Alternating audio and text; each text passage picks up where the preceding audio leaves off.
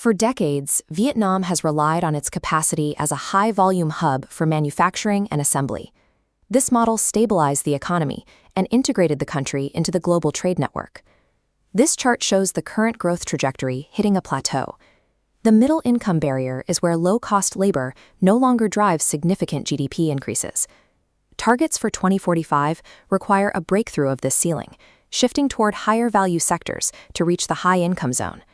Success in an economy defined by AI as a service and net zero mandates requires a workforce capable of more than routine processing. Traditional data entry roles lack the complexity needed for these integrated systems. This economic shift acts as a filter. As requirements for precision and sustainability rise, professional survival depends on moving away from manual tasks towards system-level management. By 2030, the industrial base moves into advanced semiconductor manufacturing and microchip design, requiring a workforce that understands high-precision technical specs. Digitization also hits the logistics sector. By embedding AI and IoT sensors throughout the supply chain, the goal is to reduce logistics overhead to between 12 and 15.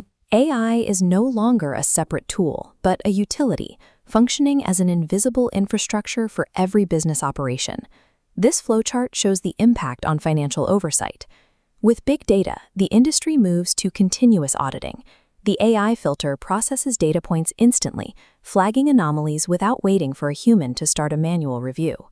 This creates a human-AI collaboration model, where the software handles every repetitive calculation and routine projection. In this environment, humans act as architects of risk.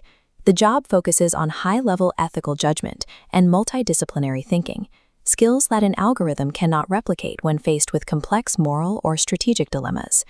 Human value is now tied to the ability to design and oversee the frameworks that AI executes, rather than performing the execution itself. By 2050, the transition to a green hydrogen-powered closed-loop economy is complete, fulfilling the national commitment to net zero emissions. Vietnam now exports climate tech and sustainable governance solutions, reversing its historical role as an importer of foreign technology and expertise. This green economy creates entirely new professional categories, such as global sustainability experts who manage cross-border ecological standards. Carbon accountants and circular supply chain planners use virtual reality to coordinate global projects, ensuring that every link in the chain meets strict environmental and social impact criteria.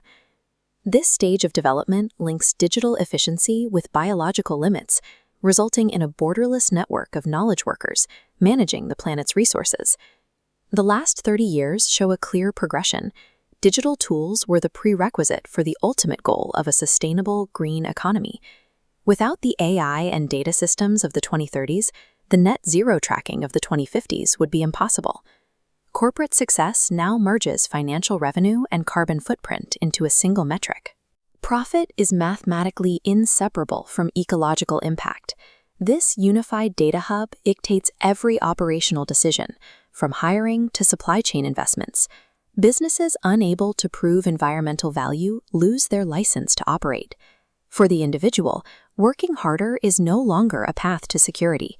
The only way to remain relevant is through the continuous acquisition of these new technical and ethical skills. Understanding this macro trajectory is the first step.